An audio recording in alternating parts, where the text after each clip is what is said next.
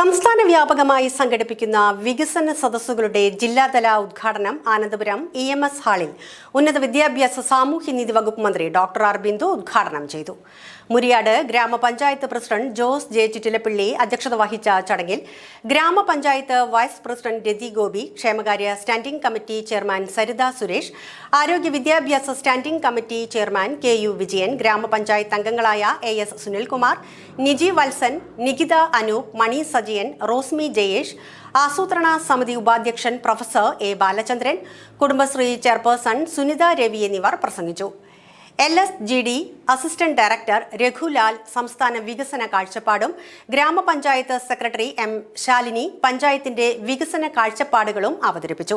ചടങ്ങിൽ പഞ്ചായത്തിന്റെ ആസ്തി വികസനവുമായി ബന്ധപ്പെട്ട് വിവിധ പദ്ധതികൾക്ക് ഭൂമി ദാനം ചെയ്തവരെയും ആശ, അംഗൻവാടി, ഹരിതകർമ്മസേന പ്രവർത്തകരെയും ആദരിച്ചു. വികസന സദസ്സ് ജില്ലാതലത്തിലുള്ള ഉദ്ഘാടനം ഇവിടെ സംഘടിപ്പിക്കുമ്പോൾ അത് മറ്റു പഞ്ചായത്തുകൾക്ക് കൂടി ഈ പദ്ധതികളും പരിപാടികളും മാതൃകാപരമായ നിലയിൽ ഏറ്റെടുക്കാൻ സഹായകരമാകുകയാണ്. സാമൂഹ്യനീതിയിൽ അധിഷ്ഠിതമായ സമഗ്ര വികസനം എന്ന മുദ്രാവാക്യം മുന്നോട്ട് വെച്ചുകൊണ്ട് കഴിഞ്ഞ 10 വർഷങ്ങളായി സംസ്ഥാനത്ത് അധികാരത്തിലിരിക്കുന്നത് ശ്രീ പിണറായി വിജയന്റെ നേതൃത്വത്തിലുള്ള ഇടതുപക്ഷ ജനാധിപത്യ മുന്നണി സർക്കാരാണ്. സമഭാവനയും സാമൂഹ്യനീതിയും പുലരുന്ന വികസിത നവകേരളം എന്നുള്ളതാണ് നമ്മുടെ പ്രഖ്യാപിത ലക്ഷ്യം. ആ ലക്ഷ്യത്തിന് ഏറെ അടുത്തെത്താൻ സഹായകരമായ വിധത്തിൽ സർക്കാരിന്റെ ആ പ്രഖ്യാപിത മുദ്രാവാക്യം ഏറ്റെടുത്തുകൊണ്ട് സുപ്രധാനമായ ഒരുപാട് ദൗത്യങ്ങളെ നയിക്കുകയാണ് നമ്മുടെ തദ്ദേശ സ്വയംഭരണ സ്ഥാപനങ്ങൾ.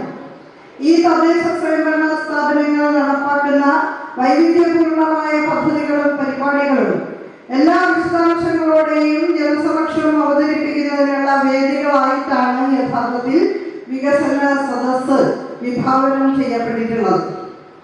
നമ്മുടെ ഈ പഞ്ചായത്തിൽ ഒരുപാട് വികസന പദ്ധതികൾ നടപ്പാക്കിയിട്ടുണ്ട്.